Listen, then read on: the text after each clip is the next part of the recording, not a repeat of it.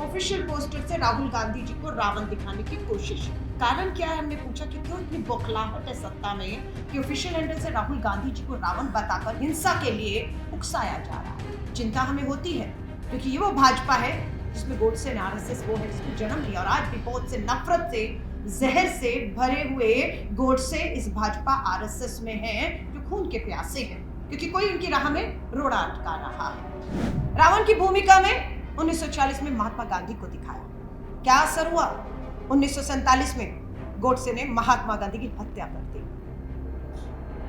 ये पहले और बाद की बात है, कुछ नहीं बदला इनकी सोच, इनके तरीके, इनका नजरिया। हिंसक राजनीति आज भी इस तानाशाह सत्ता को जो पूंजीपति मित्रों के दम पर, सत्ता, धन और बल के दम पर सिर्फ कांग्रेस को एक विपक्ष के तौर पर कुचल रही है, देश की हर उस उठती हुई आवाज को कुचल रही है जो इन्हें सही रास्ते पर लाने का, ये दिखाने का काम करती है। तो अब कोशिश है कि फिल्मी सितारों को लाओ, चकाचौंध होगी, आंखें बिल्कुल आपकी कहते हैं ना धुंधिया जाने, आपको कुछ नहीं दिखेगा। फिल्मी डायलॉग पे वाह वाह करके बटन दबेंगे। बेरोजगारी, महंगाई, किसान, सरहद, चीन, आदिवासी, दलित बेटियों के साथ जो कुछ भी हुआ हमने देखा, सब भूल जाएंगे। चल मेरी धन्नो, 2.5 किलो का हाथ, नए नए आ रहे कलाकार, वोट पड़ जाता।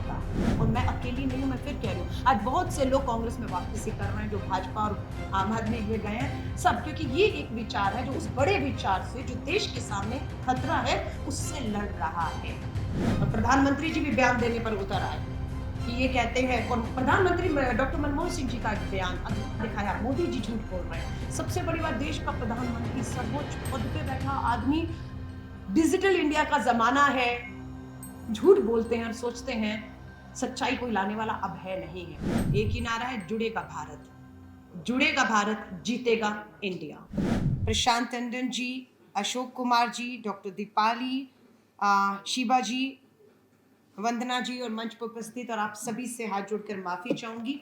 टाइम की वैसे तो मैं बहुत पाबंद हूँ, मेरे लिए 3 का मतलब 3 ही होता है और मुझे मालूम था ओपनिंग मेरा है, लेकिन मुद्दा ऐसा आया, पार्टी का एक बड़ा प्रोटेस्ट था जिसमें मुझे रहने को कहा गया और उस प्रोटेस्ट से मैं आते आते मुझे इतना समय हो गया, इसलिए आप सभी से मैं माफी चाहूंगी।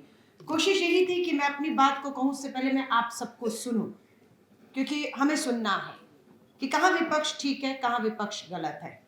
हम विपक्ष हैं और हम जनता के पक्ष में हैं। हम किसान, आदिवासी, दलितों के, पीड़ित महिलाओं के पक्ष में आवाज उठा रहे हैं।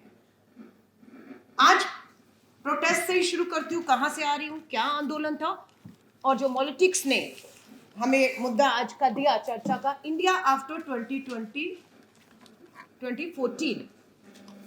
मैं आपको एक पोस्टर दिखा रही हूं, ये पोस्टर है। मैं अब आपसे, राजधानी दिल्ली और देश के लोगों से सिर्फ इतना पूछना चाहती हूं कि भाजपा द्वारा जारी किए गए इस पोस्टर से आप भी इत्तेफाक रखते हैं कि राहुल गांधी की तुलना रावण से की जा रही है? और आपको पता है दशहरा आ रहा है, रावण का दहन किया जाएगा और भाजपा के ऑफिशियल पोस्टर से राहुल गांधी जी को रावण दिखाने की कोशिश। कारण क्या है, हमने पूछा कि क्यों इतनी बौखलाहट है सत्ता में कि ऑफिशियल हैंडल से राहुल गांधी जी को रावण बताकर हिंसा के लिए उकसाया जा रहा है। चिंता हमें होती है क्योंकि ये वो भाजपा है जिसमें गोडसे ने आरएसएस वो है जिसमें जन्म लिया, और आज भी बहुत से नफरत से जहर से भरे हुए गोडसे इस भाजपा आरएसएस में हैं जो खून के प्यासे हैं, क्योंकि कोई उनकी राह में रोड़ा अटका रहा है। क्या दुश्मनी है राहुल गांधी जी से? कौन है राहुल गांधी? ये तो मात्र कांग्रेस के एक सांसद मात्र ही तो रह गया जिनकी सदस्यता आपने ली, जिनकी एसपीजी सुरक्षा आपने छीनी, जिनका सरकारी आवास आपने छीना, सब कुछ छीना, लेकिन ये राहुल गांधी रुका नहीं। 4000 किलोमीटर की यात्रा की, कन्याकुमारी से कश्मीर तक, कश्मीर के लाल चौक पर तिरंगा लहराया, रास्ते में आदिवासी, दलित, मजदूर, किसान सबसे मिले और बात की और उनके जोड़ते हुए चले गए और उस मणिपुर में पहुंच गए जिस मणिपुर पे आज भी देश के प्रधानमंत्री जी का इंतजार किया जा रहा है कि मणिपुर चल रहा है। अब आप कहते हैं आफ्टर इंडिया आफ्टर 2014, तो ये है, लेकिन उससे पहले क्या था? एक और पोस्टर आपके लिए लेकर आई हूं, आप ही से आप मैंने आज आप ट्वीट देखा, ये 1945 का पोस्टर है, 1945 का, 46 सावरकर की किताब से है। ये गोडसे एक अखबार निकाला करता था गोडसे नाम का, उस अखबार में ये पोस्टर छपा था, ये कार्टून छपा था। अब इसका असर क्या हुआ? 1946 का है, साफ दिख रहा है कि सावरकर दिखाए जा रहे हैं और दूसरे शख्स कौन है आपके? श्यामा प्रसाद मुखर्जी। क्या कर रहे हैं? रावण की भूमिका में 1940 में महात्मा गांधी को दिखाया। क्या असर हुआ? 1947 में गोडसे ने महात्मा गांधी की हत्या कर दी। ये पहले और बाद की बात है, कुछ नहीं बदला इनकी सोच, इनके तरीके, इनका नजरिया। हिंसक राजनीति आज भी। असली तस्वीर क्या है? असलियत तो ये है, जलता हुआ मणिपुर, डबल इंजन की सरकार। गुहार लगा रहा है प्रधानमंत्री जी, हमारी तरफ देखिए। आदिवासी बेटियों को नग्न करके पुलिस थाने से खींचा जाता है, सामूहिक बलात्कार होता है। प्रधानमंत्री जी कहते हैं, लाइन भाजपाइयों को, गोदी मीडिया को मिल गई कि छत्तीसगढ़ और राजस्थान में भी तो ऐसा होता है। बात खत्म करते। आज भी मणिपुर इंतजार कर रहा है प्रधानमंत्री जी, राजस्थान जा रहे हैं, मध्य प्रदेश, छत्तीसगढ़। चुनाव है, वोट चाहिए, हमने तो वोट दे दिया, डबल इंजन की सरकार बना दी, हमारा क्या कसूर है? और इस मणिपुर में राहुल गांधी जाने की हिम्मत करते हैं, इसीलिए राहुल गांधी भाजपा के लिए बौखलाहट का एक तरीका है। मैं फिर आपसे कहती हूं, नारा दिया गया था रजा साहब कांग्रेस मुक्त भारत का। जब तक भाजपा का नारा था कांग्रेस मुक्त का, गांधी परिवार राहुल गांधी पर हमले का, देश ने कहा ये तो अंदरूनी कांग्रेस का मामला है, गांधी परिवार का मामला है, कांग्रेस के नेता राहुल गांधी का मामला है। आई एम सॉरी, मेरी कसूर है, इस नॉन स्टॉप बज रहा है, मेरा कसूर है, माफी चाहूंगी। सो राहुल गांधी जी का मामला है, कांग्रेस का। गांधी परिवार को, बापू को गालियां पड़ रही है, नेहरू को गाली पड़ रही है, अंदरूनी मामला कांग्रेस निपट लेगी, ये तो राजनीति है। लेकिन क्या मैं ये पूछती हूँ, ये हमला कांग्रेस मुक्त तक रहा, कांग्रेस तक रहा, गांधी परिवार राहुल गांधी तक रहा? ये देश के संविधान पर, देश के लोकतंत्र पर आज ये हमला हो रहा है। और जिस प्रेस खड़क में हम बैठे हैं, क्या हुआ कुछ दिन पहले, 2 दिन ही पहले, किस किस पे हमला हो रहा है? हमारा नारा था, जो आपने भी नेहरू जी का जिक्र किया, उनके योगदान की बात की, कि कैसे विज्ञान को लेकर एक भारत का निर्माण करने के लिए गुलामी की जंजीरों से भारत मां को निकाल कर उन्होंने उस समय पर खड़ा करने के प्रयास किए। और भागना नांगल से लेकर IIT, कितना कुछ मैं कहती हूँ, विज्ञान को लेकर आज अंतरिक्ष तक आप कह रहे हम पहुंचे हैं। लेकिन बात यह कि अब तो हमला आप पर हो रहा है ना, अब तो हमला बाबा साहब अंबेडकर के संविधान पर हो रहा है ना। पूछते हैं कैसे हमला हुआ, क्या हुआ था? तालेबंदी थी ना, सब घरों में बंद थे ना। क्या किया? कैबिनेट में एक नोट आता है, कृषि कानून लाखों करोड़ों किसानों पर थोप दिए जाते हैं, कोई चर्चा नहीं होती, किसी पता नहीं होता। लेकिन पूंजीपति मित्रों को लाभ के लिए बिना लोकसभा और राज्यसभा में चर्चा के लिए अध्यादेश से कृषि कानून थोप दिया गया। अंजाम क्या हुआ? 700 किसानों को अपनी कुर्बानी, शहादत देनी पड़ती है। सुप्रीम कोर्ट फटकार लगाता और घुटने पर इस सरकार को आना पड़ा, क्योंकि आप सब देश किसानों के अन्नदाताओं के साथ खड़ा था और कानून वापस लेना पड़ा, तानाशाह को लेना पड़ा। आज मैं वही कह रही हूं, हमला देश मेरा जितना है उतना आपका, जितना देश कांग्रेस का, राहुल गांधी का, उससे अधिक ये देश पर हक आप लोगों का है। जिस विधानसभा से मैं विधायक रही, चांदनी चौक से जामा मस्जिद आता है, बहुत कुछ सुना देखा। 30 साल का राजनीति का मेरा सफर में बहुत कुछ, छात्र राजनीति 18 साल में शुरू किया और आज कांग्रेस वर्किंग कमेटी के 30 साल के सफर में बहुत उतार चढ़ाव देखे हैं। जामा मस्जिद की विधायक रही रजा साहब, जो शब्द नए संसद भवन में भाजपा के, दिल्ली की राजधानी दिल्ली के एक सांसद के मुंह से एक धर्म के लिए सुने गए, आप उम्मीद कर सकते हैं कोई कार्रवाई? उन्हें राजस्थान में ही प्रभारी बनाकर भेजा गया है और अगले दिन ही राजस्थान में धार्मिक उन्माद की कोशिशें शुरू हो जाती हैं। सलाम करती हूं हरियाणा के लोगों का, कोशिश हुई नूह के अंदर, कोशिश हुई जलाने की धर्म के नाम पर हरियाणा के लोगों ने अपील की गई, जाट पंचायतें बैठे और समर्थन करें, उन्होंने तुरंत बहिष्कार किया और एक खड़े हो गए और वो आग लगते लगते पहले से बुझा दिया आप लोगों ने। ये श्रेय देश के लोगों को जाता है, ये प्रयास आप लोगों के हैं। इतिहास की नींव पर भविष्य का निर्माण। इतिहास की नींव क्या थी? वो नींव जो हमारे आजादी के आंदोलन में लोगों ने रखी, आजादी की बाहर आकर आजादी लेकर उसके बाद भारत के निर्माण में उस फाउंडेशन को मजबूत किया, आज क्या कर रहे हैं? उस नींव को खोखला करने का काम हो रहा है, उस इतिहास को बदलने का कोशिश हो रहा है। उस इतिहास के पन्ने से छोटा सा उदाहरण दे रही हूं। कोविड में छुट्टियां हुई, स्कूल बंद हुए। मेरी सबसे छोटी सिस्टर का बेटा जो है वो 5वीं क्लास में है। उसकी किताब पढ़ा रही थी हिंदी की। उसको पूरी किताब में मुझे गांधी नहीं दिखा, लेकिन मुझे सावरकर दिखा। और एक कहानी थी कि एक स्कूल का बच्चा दूसरे बच्चों को खेलते खेलते कुएं में, पास में कुएं में गिर जाता है और सब बच्चे चीखते हैं, चिल्लाते हैं और बच्चे की जान बच जाती है और उस बच्चे को सावरकर पुरस्कार दिया गया। अब वो मुझसे ये नहीं पूछ रहा गांधी कौन था, वो स्वाभाविक है पूछेगा सावरकर कौन था। लेकिन गांधी गायब कर दिया आपने और आप सावरकर और गोडसे। क्या हुआ इस गांधी जयंती पर? G20 में विश्व के नेताओं ने बापू की समाधि पर जाकर प्रधानमंत्री जी आप ही के साथ सर झुकाया है और आज भी विश्व झुकाता है। लेकिन आपने क्या किया? गांधी जयंती पर ट्विटर ट्रेंड कर रहा था। क्या ट्रेंड कर रहा था? गोडसे जिंदाबाद। ये आपको सोचना है कौन सी विचारधारा, कौन से रास्ते पर ये हिंदुस्तान को लेकर हम गुलामी से, अंग्रेजों से लड़ते हुए 75 सालों में यहां पहुंचे हैं। और जो पूछ रहे हैं इंडिया आफ्टर 2024, कुछ फिल्मी सितारे कहें या भाजपा के लोगों के लिए तो हम आजादी 2014 के बाद हुए हैं। उससे पहले तो देश में कुछ था ही नहीं, ना आजादी थी। मैं फिर कह रही हूं, ये बात कांग्रेस की नहीं है। आज हमें मालूम है इस तानाशाह सत्ता को जो पूंजीपति मित्रों के दम पर, सत्ता, धन और बल के दम पर, सिर्फ कांग्रेस को एक विपक्ष के तौर पर कुचल नहीं रही है, देश की हर उस उठती हुई आवाज को कुचल रही है जो इन्हें सही रास्ते पर लाने का या दिखाने का काम कर रहे हैं। मुझे नहीं मालूम मुझसे पहले के प्रवक्ताओं ने क्या बोला और किस लाइन पर थे और मैं कोई अलग ही लाइन ले रही हूं, लेकिन मैं राजनीति में हूं। इंडिया का एक समूह बना है। पटना में 16 समूह थे, बेंगलोर आते आते 26 हो गए। मुंबई की मीटिंग होने से पहले हमला हो गया। एनसीपी शिवसेना को 2 फाड़ किया गया। जिन्हें भ्रष्ट बताते थे उन्हें अपने पास लेकर उप मुख्यमंत्री बना दिया गया। हमले अभी भी नहीं रुके हैं, हमले लगातार जारी हैं। लेकिन क्या यह जिम्मेदारी सिर्फ इंडिया समूह विपक्ष के ऊपर है कि हम या इंडिया विपक्ष खड़ा रहे मजबूती से? और आप लोगों के बिना क्या वो विपक्ष मजबूती से खड़ा रह सकता है?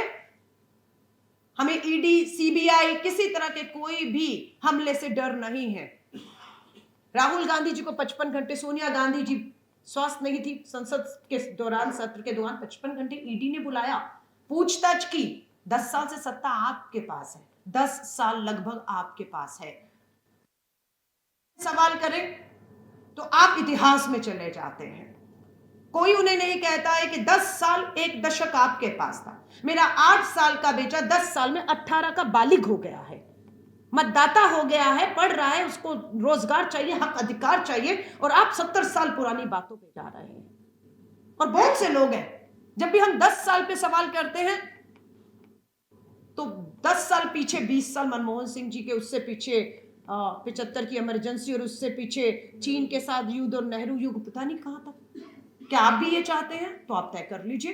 फिर हम इन 10 सालों की चर्चा छोड़कर आजादी से लेकर, आजादी से पहले से लेकर बाद में इसी के ऊपर चर्चा करके इसी को कुरेदते रहते हैं और इन्हें बच निकलने का रास्ता दे देते हैं।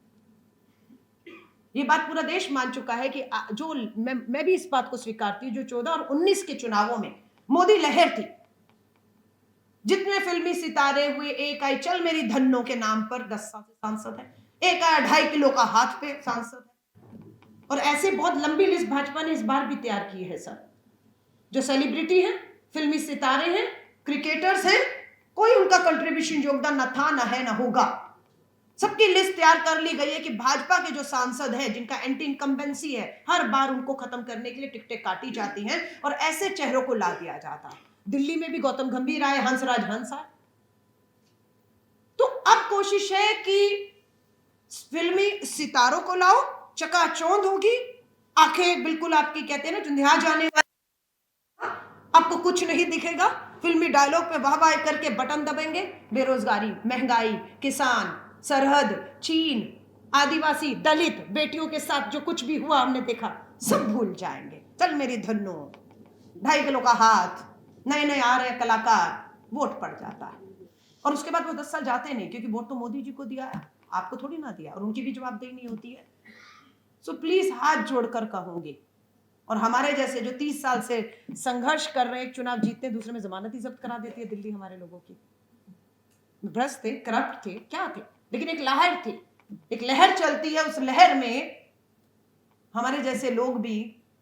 लेकिन हारने के बाद क्या हमने छोड़ी लड़ाई? लड़ाई अभी भी जारी है। राहुल गांधी जी पे हमले इसलिए हो रहे हैं क्योंकि वे चीन पे सवाल पूछ रहे हैं। अभी किस न्यूज क्लिक के पत्रकारों पर क्या कहकर आप कह रहे हैं मीडिया के खिलाफ? एक मीडिया को पैरेलल खड़ा कर दिया गया कि मीडिया का काउंटर करे।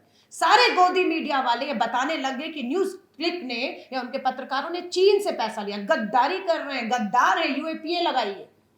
वो भी तो मीडिया है, वो भी तो हमारे देश का मीडिया है, वो भी तो स्वतंत्र मीडिया है, वो भी तो बोल रहा है। उन्हें इनके सामने लाकर खड़ा कर दिया।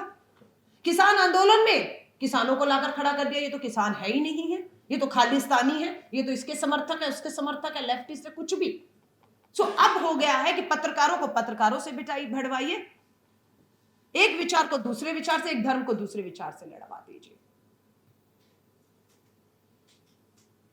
राहुल गांधी जी का हमें मालूम है, और गलती हमारी भी थी, जब राहुल गांधी जी पर लगातार हमले हो रहे थे, क्योंकि वही एक मजबूत चेहरा हमारा राष्ट्रीय अध्यक्ष भी थे, और उन पर लगातार अटैक हो रहे थे, देश से साथ नहीं मिल रहा था, मीडिया से साथ नहीं मिल रहा था। आज जो पॉलिटिक्स जो ये कार्यक्रम कर रहे हैं, इस तरह के मंच हमारे लिए उपलब्ध नहीं थे, अकेले लड़ाई लड़ते रहे। लेकिन जब भारत जोड़ो यात्रा की, लोगों ने राहुल गांधी को जानना शुरू किया, उनसे मिलना शुरू किया, उनसे बात की। और मैं इस बात की गवाह हूं कि जब राहुल जी निकल रहे थे, महिलाएं सबसे ज्यादा आकर मिलती थी, और पराया आदमी को कोई गले नहीं मिलता, पर उनको पराया नहीं लगता था, इसलिए वो माँ बहन बेटियां भी गले लग जाती थी और आंसू शुरू हो जाते थे। क्यों? और उनके आंसू शुरू होकर मैं इस बात की गवाह हूं कि बहुत सी बेटियों ने कहा कि राहुल गांधी जी हमारी एफआईआर नहीं हो रही, हमारा 14-15 सालों से मामले चल रहे हैं, मेरी बेटी का बलात्कार हुआ है, मुझे न्याय नहीं मिल रहा, अदालतों में सुनवाई नहीं। ये बात राहुल जी को कही, और राहुल जी ने क्या कहा? एक जगह प्रेस वार्ता में इस बात को कहकर गलती कर दी। दिल्ली पुलिस राहुल गांधी जी के घर पहुंच गए कि राहुल गांधी जी, आपने भारत जोड़ो यात्रा में कश्मीर में भाषण में कहा था कि आपको भारत जोड़ो यात्रा में बलात्कार की, यौन शोषण की पीड़ित महिलाएं बेटियां मिली, हम उनकी जानकारी लेने आए हैं। और जब वो जानकारी दिल्ली पुलिस राहुल गांधी जी के घर पे रजा साहब मांग रही थी ना, उसी समय हमें हमारी हरियाणा की, हमारा मान सम्मान से सर तिरंगा लेकर ऊंचा करने वाली साक्षी मलिक न्याय मांग रही थी, और दिल्ली पुलिस उसके पास जाकर उसकी एफआईआर नहीं कर रही थी। वो दिल्ली पुलिस राहुल गांधी जी से पूछ रही थी, नाम बताइए हमें, ये तो झूठा बयान, और ये वर्ड में आप में ही हम केस करेंगे। राहुल जी ने कहा, उन्होंने विश्वास में मुझे ये बातें कही हैं। मैंने उनसे पूछा कि मैं तुम्हारी लड़ाई लड़ूं? उन्होंने कहा, नहीं, आपसे मिल लिया, हमें पता है हमारी लड़ाई आप लड़ लेंगे, इसलिए हम अपने नाम को, अपनी बदनामी को छुपाना चाहते हैं, क्योंकि अभी तक उन्होंने उस बदनामी का सामना किया है समाज में, और जिस तरह की उनको रिस्पॉन्स मिला है। अब आप सोच लो, साक्षी मलिक कौन है? भारत का नाम ऊंचा करने वाली, तिरंगे में विश्व में ऊंचा करने वाली बेटी हमारी जंतर मंतर पे बैठती है। एफआईआर कब होती है? जब सुप्रीम कोर्ट फटकार लगाती है, तब पुलिस एफआईआर करती है। बोली देश की महिला विकास मंत्री, बोली बेटी बचाओ बचाओ का नारा देने वाले, लाल किले की प्राचीर से नारा देने वाले प्रधानमंत्री जी बेटे मिले उस बेटी से, जब मेडल लेकर आई थी तब तो आप मिले।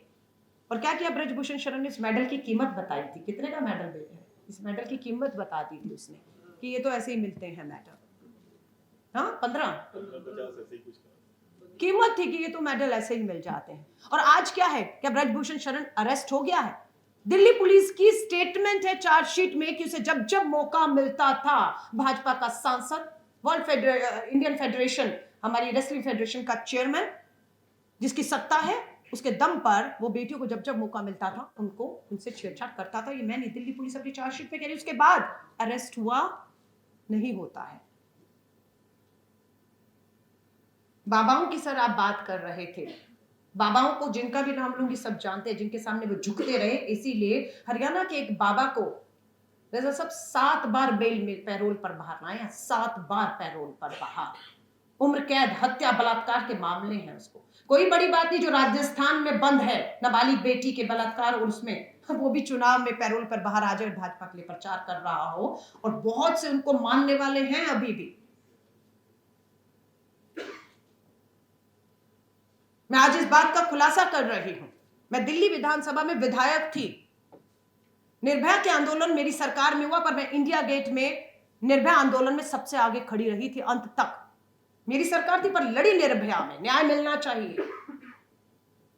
और उसमें दिल्ली वाली पार्टी भी थी, आम आदमी पार्टी, उस पूरे आंदोलन से वहीं से उनको मिला। मैं जब रजा साहब विधायक बनी विधानसभा में, मेरा विधानसभा में सत्र था, उसी दिन सुबह की खबर थी कि राम रहीम को दोषी करार दे दिया गया है। मुझे बहुत एक मिली कि पहले हम लोग कुलदीप सिंह सेंगर के खिलाफ लड़ते रहे, पूरी सत्ता ने जोर लगा दिया कुलदीप सिंह सेंगर ना हो, दोषी करार दिया गया, जेल में गया। और दूसरा हमारा दबाव था कि इस बाबा के खिलाफ होना चाहिए। और उस दिन सुबह जब विधानसभा सत्र था, यही फैसला आया और मैं फेसबुक लाइव चली गई। फेसबुक लाइव जाते ही मैंने बेटियों को कहा, हिम्मत रखिएगा, देखिए न्याय मिलेगा, लंबी लड़ाई है लेकिन न्याय मिलेगा। आज इतना बड़ा बाबा जिसके पास पीछे पूरी सत्ता, धन और बल है, आज दोषी करार दिया और जेल जा रहा है। बधाई दी। लेकिन पता है क्या है, जब मैं लाइव कर रही थी, बीच में दिल्ली के मुख्यमंत्री, जो मेरे मुख्यमंत्री मेरी पार्टी के, तो उनका लगातार फोन बज रहा था। मुझे लगा सत्र है, हर सत्र में वो बताते हैं कि कौन बोलेगा और क्या बोलेगा, उसकी तैयारी करने के लिए वही कुछ कह रहे होंगे। और मुझे लगता है आज मुझे इसी पर तैयारी करने को कहा होगा, जिसपे मैं फेसबुक लाइव कर रही हूँ। मैंने फोन काटा, फोन काटने के बाद, क्योंकि मेरा लाइव चल रहा था, लाइव खत्म हुआ, मैंने फोन किया। मैंने कहा सर माफी चाहूंगी, आपका फोन नहीं उठा पाई, मैं लाइव थी। हाँ मैं देख रहा हूं तुम लाइव हो, डिलीट करो उसे। मैं कहा सर क्यों? अभी की खबर है सर, दोषी करार दे दिया गया राम रहीम, उम्र कैद हुई है बेटे के।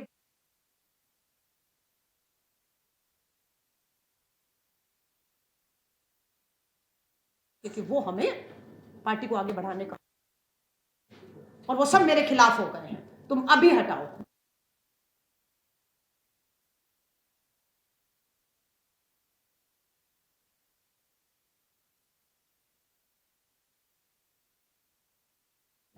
मुझे बोलने नहीं दिया गया और शाम तक पता लगा मुझे आम आदमी पार्टी ने प्रवक्ता पद से हटा दिया है।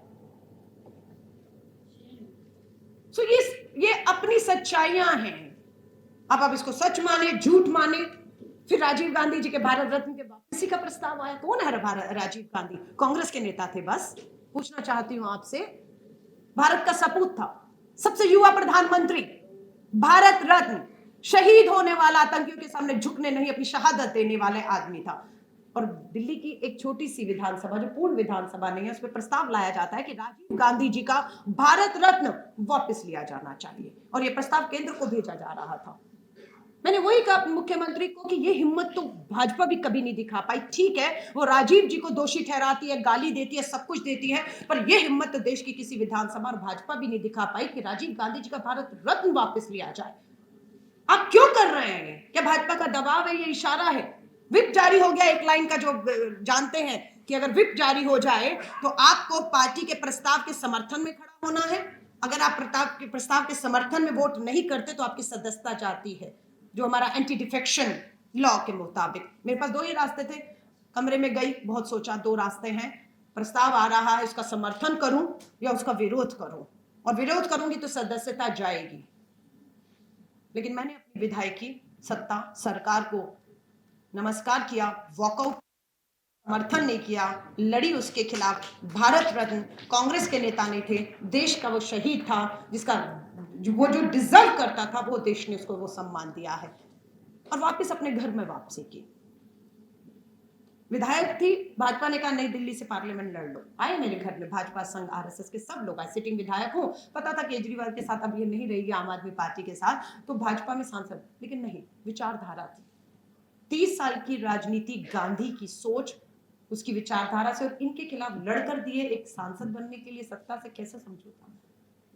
वापस संघर्ष का रास्ता चुना हूं, और मैं अकेली नहीं हूं। मैं फिर कह रही हूं, आज बहुत से लोग कांग्रेस में वापसी कर रहे हैं, जो भाजपा और आम आदमी में गए हैं सब, क्योंकि ये एक विचार है जो उस बड़े विचार से, जो देश के सामने खतरा है, उससे लड़ रहा है।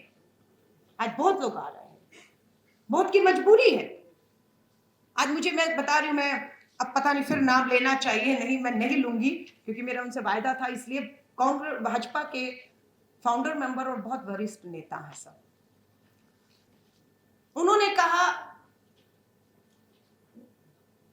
कि प्रधानमंत्री जी ऐसे ऐसे लोगों को एक का उदाहरण मैं दे भी दूंगी। ऐसे ऐसे लोगों को संवैधानिक सर्वोच्च पदों पर बिठा रहे हैं जिनकी छवि दागदार है, जिनके पीछे बहुत कुछ ऐसा है कि उन्हें तो जेल के सलाखों के पीछे सड़ना चाहिए, लेकिन वो उन्हें चुनकर ला रहे हैं और उन्हें बंद कमरों में बताते हैं कि ये देखो तुम्हारे खिलाफ क्या है।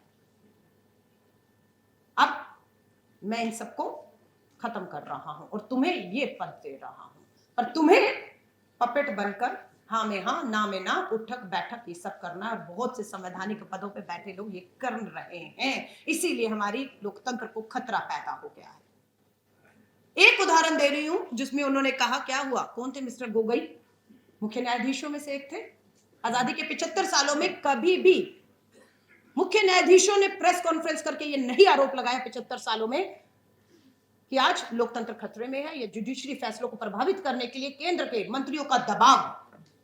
अभी ऐसे ही रविशंकर प्रसाद जी की छुट्टी नहीं हुई, ऐसे ही किरण रिजिजू की छुट्टी नहीं हुई, क्योंकि जस्टिस झुके नहीं। और 5 जस्टिस में गौरव गोगोई जी भी थे, गौरव जी थे, रंजन, माफी चाहूंगी, गौरव गोगोई जी हमारे मुख्यमंत्री हैं, मुझे वही लगा, वो तो पूर्व मुख्यमंत्री स्वर्गीय रहे। क्या हुआ प्रेस कॉन्फ्रेंस की, रफाल का मामला था, यौन उत्पीड़न के उनके ऊपर के मामले दर्ज कर दिए गए, बंद कमरे में बुलाया, जो बातें होती है कि रफाल में क्लीन चिट दो, इन मामलों से हम रफा दफा करेंगे और सम्मान भी देंगे, और आज वो राज्यसभा के सांसद हैं।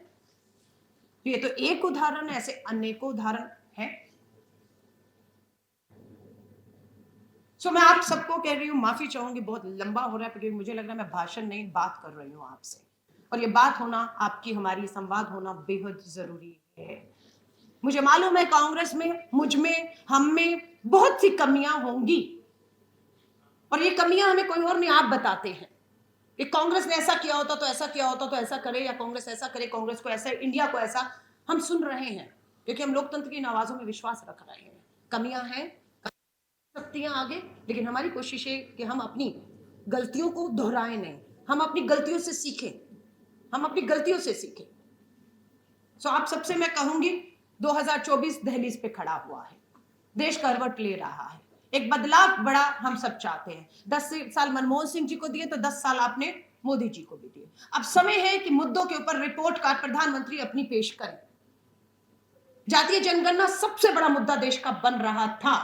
जिस दिन बिहार के जातीय जनगणना के आंकड़े आए, हमें मालूम था उत्तर प्रदेश से अब आवाज उठेगी, सबसे बड़ा राज्य बंगाल, उत्तर प्रदेश, और आज प्रियंका गांधी जी छत्तीसगढ़ की धरती पर खड़ी हैं, बोल रही हैं सरकार आते ही हम अपने अपने राज्यों में जातीय जनगणना करा के जिसका जितना भागीदारी, जिसका जितना हक, उसको देंगे। ये आज हमारी मंशा थी और ये होना था, लेकिन क्या हुआ, अगले दिन ही मुद्दों से, टीवी डिबेट से हमें भटका कर ले आए इन सब चीजों पर, और गद्दार घोषित करिए इनको, क्योंकि अब जातीय जनगणना पे यही तो पत्रकार हैं, अब देश को तैयार करेंगे। उत्तर प्रदेश जैसा राज्य अगर तैयार हो गया तो सोचिए क्या होगा जातियों में। और प्रधानमंत्री जी भी बयान देने पर उतर आए कि ये कहते हैं, और प्रधानमंत्री डॉक्टर मनमोहन सिंह जी का एक बयान अधूरा दिखाया, मोदी जी झूठ बोल रहे हैं। सबसे बड़ी बात, देश का प्रधानमंत्री, सर्वोच्च पद पे बैठा आदमी, डिजिटल इंडिया का जमाना है, झूठ बोलते हैं और सोचते हैं सच्चाई कोई लाने वाला अब है नहीं है कुछ लोग निडर जो डर नहीं रहे और सच्चाई काउंटर आपके ला रहे हैं सामने। कि डॉक्टर मनमोहन सिंह जी ने कभी ऐसा नहीं कहा है कि जातीय जनगणना और मुस्लिम्स को, इसी एक कौम को, क्योंकि हम अपीजमेंट कर रहे हैं, उन्हें खुश कर रहे हैं, तुष्टि कर रहे हैं, उनका बयान पूरा आप जैसे लोगों ने चलाया। सच्चाई आई सामने कि नहीं, नहीं, हमें तो ये चाहते हैं हम कोर्ट में बैठे रहें, मानहानि करें, कृषि कानून में भी कोर्ट में चले जाइए, हर चीज में हमें कोर्ट का, चुनाव में हराना ही सबसे बड़ी मानहानि। मैं वही कह रही, लोकतंत्र से बड़ी अदालत कोई नहीं है। एक वोट की ताकत है, एक वोट की ताकत है, एक बटन दबाना है। और मैं आपको यहाँ पर खड़े होकर कह के जा रही हूँ, मैं हिमाचल चुनावों में मीडिया प्रभारी थी, कर्नाटक के चुनाव में पूरा ध्रुवीकरण, मुझे तो एक बार लगा कि चुनाव निकल गया हमारे हाथ से, क्योंकि उस समय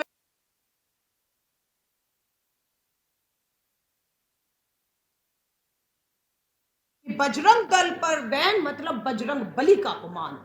और हमें तो लगा शिमोगा जैसे जो कुछ इलाके हैं जहां अभी भी इस समय हिंसा हो रही है, जातीय हिंसा कर्नाटक के शिमोगा में, हमें लगा क्या होगा, 5 में से 3 सीटें हम वहां पर जीते जबकि 1 थी। तो लोगों को समझ आना शुरू हुआ कि आपको कब तक जाति और धर्मों पर, इस तरह के प्रधानमंत्री जी खुद अपमान हो गया, बजरंग बली जवाब देगा, ये वो हमने वहां पर जवाब दिया। और अब आपको मैं यहाँ खड़े होकर कह के जा रही हूँ, आजकल में चुनाव आचार संहिता 5 राज्य राजस्थान, मध्य प्रदेश, छत्तीसगढ़, तेलंगाना, मिजोरम घोषणा होने जा रही है। मैं लिख कर देके जा रही हूँ। जिस तरीके से हमारे नेतृत्व और पूरा सक्रिय है, हमारे जो काम है, दिसंबर में आपसे दोबारा मिलूंगी ताकि 24 की लड़ाई को और ताकत से लड़ूं। हम इन राज्यों में, मिजोरम का, मैं मणिपुर के जो लोग देख रहे हैं, डबल इंजन की सरकार चलती है, प्रधानमंत्री चुनाव राज्यों में वोट मांगने जाते हैं, वहां नहीं जाते, उस दम पर कह रही हूँ ये बदलाव होने जा रहा है। कांग्रेस 5 राज्यों में, राजस्थान, मध्य प्रदेश, छत्तीसगढ़, तेलंगाना में सीधे टक्कर में है। और इस उम्मीद के साथ है जो इंडिया समूह के बाकी दल है जो वहां पर है ही नहीं, कहीं पर भी सीधा हमारी टक्कर है, उसमें पूरा सहयोग करते रहेंगे। और स्वाभाविक है ये लड़ाई हम जीतेंगे। एक ही नारा है, जुड़ेगा भारत, जुड़ेगा भारत, जीतेगा इंडिया। धन्यवाद। जय हिंद।